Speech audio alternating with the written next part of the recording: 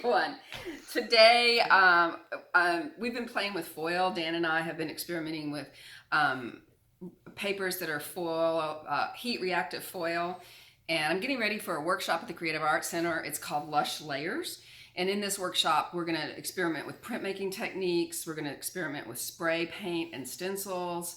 We're gonna do marks and, all kinds of things to build up pattern and texture and layers on collage papers. And then later, like, we're gonna spend 2 or 3 classes just on technique of experimenting and dressing up these papers. And then the last part of the class, we'll be making artwork with the papers.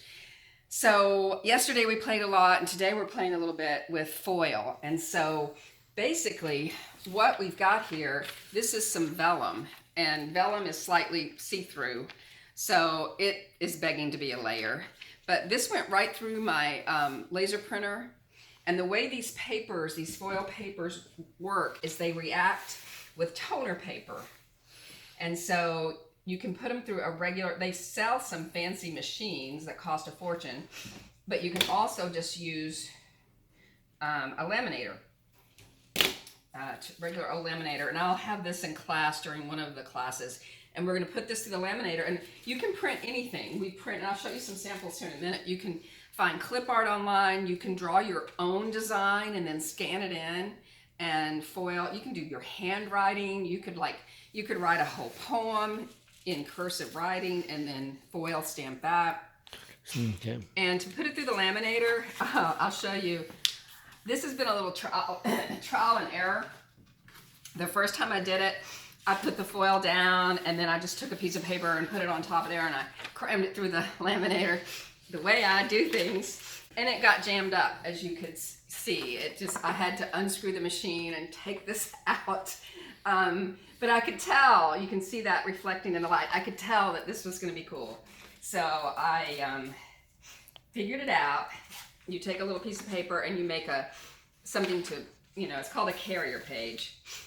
And put that in there like that. And we're going to go over and we're going to laminate. So, oops.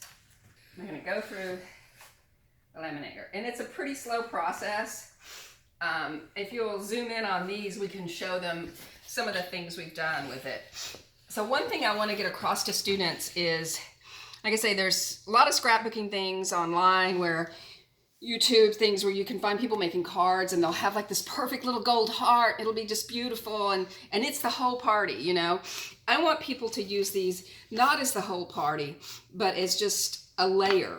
Like I like circuit boards, I like numbers. So these are things that are just gonna get, torn and put into bigger collages. They're not precious, even though they're metallic. They're just gonna be one layer. Another way you can, it came off. Okay, so that came through. Now we need to let it cool for just a second. So that's cooling. I'll show you some of this. So this was just a shiny bug like these. And then it had a little bit more negative space where the paper was showing through. So I went in and did watercolor and pen and ink. Danny has some that was just this bee guy. And then he went in and drew on top of it. And so back here's like charcoal.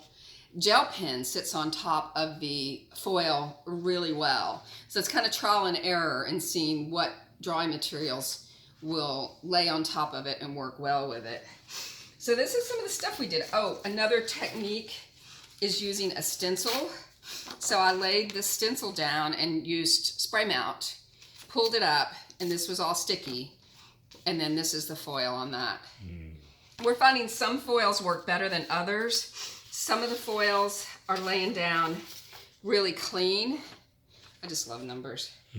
And some of the foils are leaving this little grungy ghost thing, but I kind of like that it's not perfect and sharp. I love that grungy pattern and the texture in the background, that it's a little bit grungy. And this is an original drawing I did. This is one of my cell doodles, and I just scanned it in to the computer and was able to foil that. So let's see what we've got. It's time for the big reveal. I rambled on enough, and you've seen it, but here it is, and let's see, now that it's cooled, if it worked. Oh yeah, there we go, it worked fine. And you can kind of see some of the toner in places. And again, I like numbers, I like the texture of it, but it can be anything. It can be decorative patterns, anything that you can find, any clip art you can find, or anything you can draw. Oh, and another cool thing is using the negatives. I have this pattern I found online, and then this right here is the negative to that. And so I just put that down on a piece of, I did a spray mount again, and then put that down on the paper and then burnished it. There's only 2 seats left open, so if you want to join us, sign up. It's at thecreativeartscenter.org. And this is just one of the many techniques we're going to